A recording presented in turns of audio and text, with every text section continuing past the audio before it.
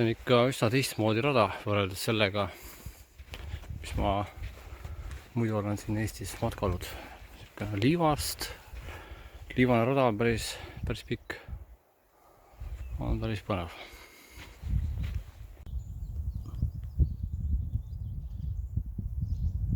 Ma ei tea, mind ei ole ka vist väga efektiivselt kommunikeeritud. Et ma saaksin aru, et see on normaalne, et väga paljudes kohtades on ikkagi siuke üsna lage raiestatud alad.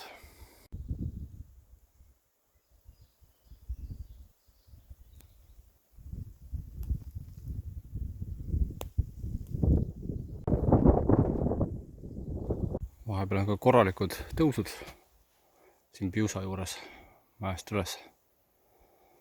Nii, sain sealt mäest üles ja siit mäest alla. Aga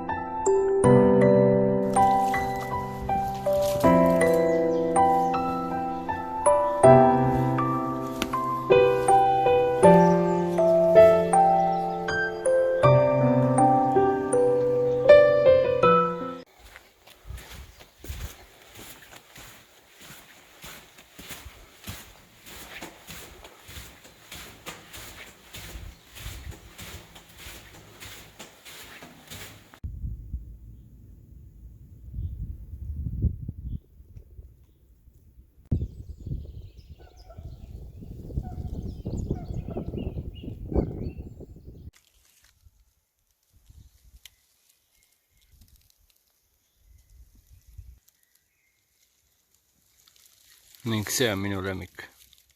See on tõsine kunstitöö. Härma lõkkekoht Piusa jõe ääres on tõepoolest väga ilus. Jõudsin siia täpselt, muidugi natuke varem, 19:00. Pool tundi tagasi umbes jõudsin. Telk on püsti, kuivad puud, kõik olid olemas, midagi ei pidanud tegema, lihtsalt natukene heina alla ja läks kohe põlema. Aga vaadake seda.